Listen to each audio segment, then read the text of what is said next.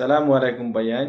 একটা ভিডিও নিয়ে আইছি, আপনারা এই ভিডিওটা দেখবা, সম্পূর্ণ ভিডিও দেখলে বুঝতে পারবা ভিডিওটা।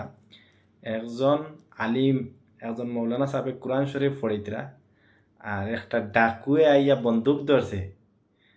বেটায় কিন্তু দেখেন আপনারা এই ভিডিওটা আমি লাগাইছি, কিন্তু বেটায় চোখ পর্যন্ত উঠাইছেন না, সব কিছু দিলাইছেন। লাস্ট টাইম মানুষটায়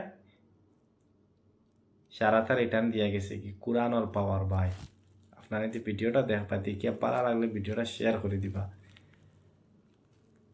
দেখুন ভিডিওটা